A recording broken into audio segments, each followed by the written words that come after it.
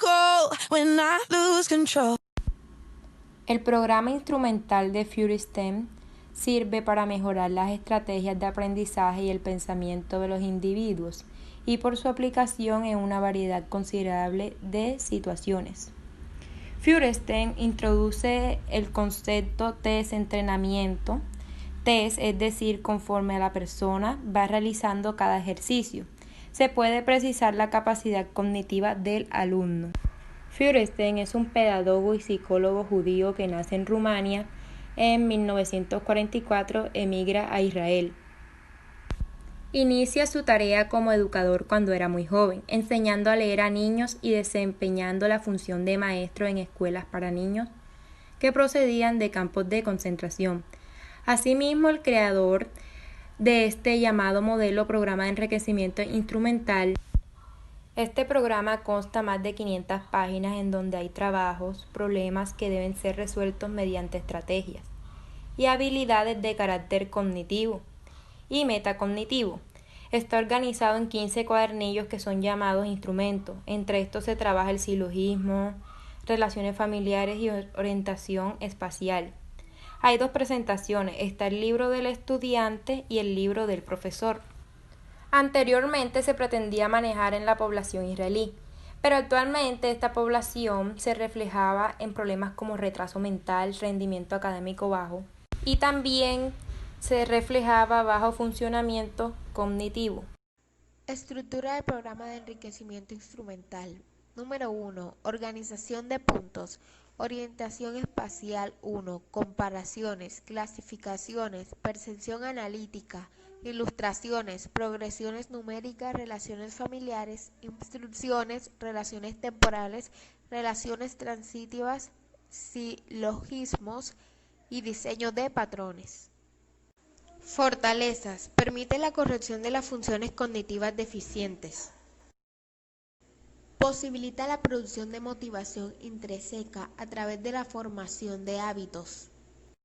Aprueba la producción de procesos del pensamiento, ya sean reflexivos, intuitivos e introspectivos. Proporciona el desarrollo de una actitud activa de aprendizaje. Debilidades de este programa. Exige mucho tiempo. Siguiente debilidad, no va con la cultura de hoy. Última debilidad, no hay motivación.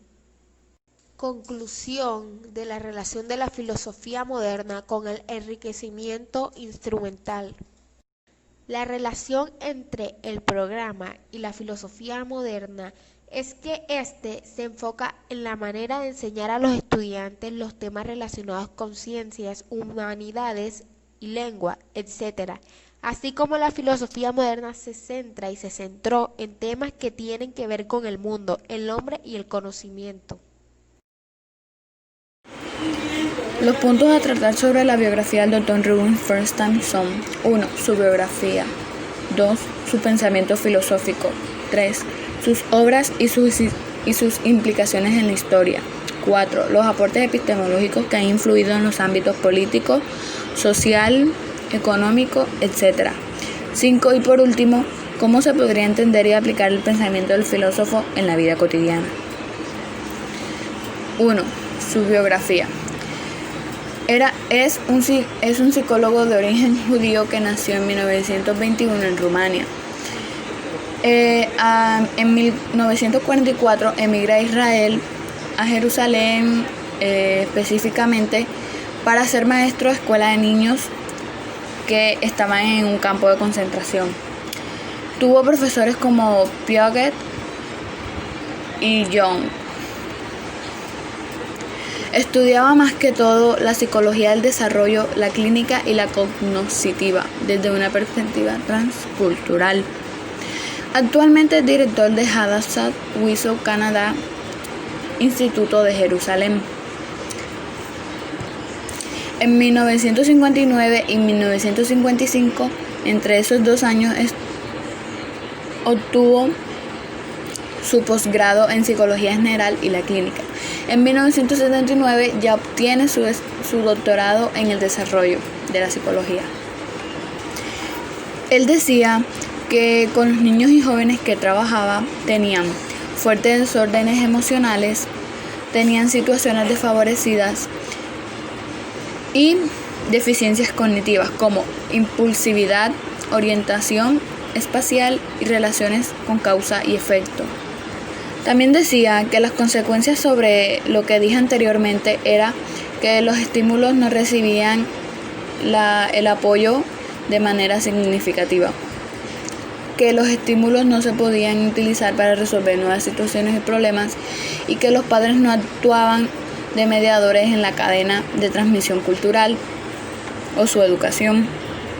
Gracias a lo que vivió con los niños y los jóvenes, creó una teoría sobre la modificabilidad estructural cognitiva, donde decía que cualquier individuo es susceptible de mejorar su capacidad intelectual, aprender y aprender y aprender, sin involucrar las experiencias del aprendizaje mediado. También decía que cambia al individuo que aprende por la persona que enseña. O sea, aquí sería el maestro con el alumno, o también, como dice el dicho, que el alumno supera al maestro. También decía que no hay límites posibles para el desarrollo intelectual si se cuenta con una buena mediación. También aquí entra el dicho que nunca es tarde para aprender. También desarrolló un programa de enriquecimiento instrumental, donde decía que modificaba las estructuras cognitivas del sujeto que actúan de manera deficiente y que no le permiten desenvolverse como una persona competente, es decir, lo que tenían poco conocimiento sobre el tema.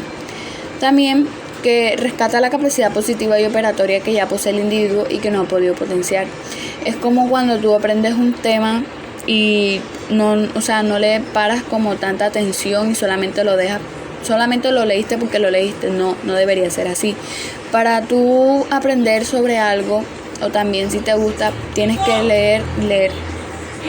Como venía diciendo,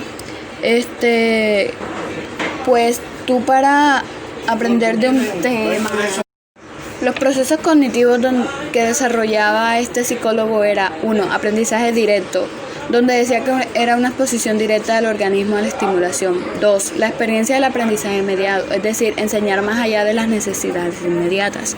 Y 3. Un mapa cognitivo, donde decía que el modo de pensar y resolver problemas a través del análisis de la información. Bueno, los aportes que daba o dio a conocer este psicólogo Ruben Frostenson fueron la responsabilidad y participación del estudiante en su propio aprendizaje. Tiene que estar ahí siempre y apoyarse a sí mismo en su conocimiento y en todo lo que aprenda. Y 2, que las estrategias de aprendizaje son las herramientas para adquirir el conocimiento. 2. Su pensamiento filosófico. Bueno, en este tema casi no hablaba, pero lo único que decía y también pues se conoce como la teoría de Frostenson, es que el organismo humano se concibe. Es un organismo abierto, receptivo al cambio y cuya estructura cognitiva puede ser modificada a pesar de las barreras, por insalvables que parezcan. Es decir, que a pesar de todo lo que la mente humana, el organismo humano, conocimiento humano, cognitivo humana, todo eso, así hayan barreras que lo cubran, puede ser modificable, puede ser moldeable por nuevos conocimientos. 3. Sus obras y sus implicaciones en la historia. Voy a decir nada más 3 de sus obras porque la mayoría de estas, que es una que se llama Apoyo Didáctico, que son creo que 10 libros, 10 volúmenes. Además de estos libros que ya mencioné, el Apoyo Didáctico, que tiene varios volúmenes, también existe el diseño de patrones y los silogismos. 4. Los aportes epistemológicos que han influido en los ámbitos político, social, económico, etc. Como en nuestro país y en muchos países de Latinoamérica, la pobreza, la marginalidad son uno de los problemas sociales y culturales que han constituido factores que han actuado de manera negativa sobre el desarrollo y evolución de la inteligencia. Para nadie es un secreto que las condiciones sociales y materiales constituyen a los elementos que marcan las diferencias de rendimiento en los niños y jóvenes de distinto nivel socioeconómico. En ese sentido, la propuesta de Reuben Feuerstein, un psicólogo rumano de una gran sensibilidad y compromiso humano, constituye una esperanza para miles de seres humanos que se han impedido integrarse al conocimiento y al mundo globalizado por carecer de estrategias cognitivas y afectivas que le permitan enfrentar con éxito demandas cada vez más exigentes. En este trabajo intentamos conocer, profundizar y reflexionar sobre la propuesta de modificabilidad cognitiva que plantea Reuben Feuerstein, para poder estar en condiciones no solo de difundir su teoría, sino aplicarla con la esperanza de poder mejorar los niveles cognitivos de nuestros niños y jóvenes, en especial los provenientes de los sectores con mayor grado de marginalidad. Como hablaba anteriormente, creó una teoría, la cual es llamada autoplasticidad. Esta teoría nos habla de que el maestro, como en un momento determinado ha debido ser la madre, debe ser el sujeto que cumpla el papel del filtro entre el mundo y el niño. La madre y luego el maestro actúan como mediadores, facilitándole al niño y al joven el acceso al mundo cultural, científico, histórico, moral y social. También decía de proporcionarle el acceso progresivo al saber. Los maestros deben ser capaces de forjarle estrategias adaptivas que le permitan enfrentarse a este mundo globalizado, que sufre velozmente cambios vertiginosos cada día. Feuerstein denomina esto como autoplasticidad. Finalmente, crea un tipo de inteligencia que se adapte rápidamente a los cambios del mundo moderno y de qué manera progresiva.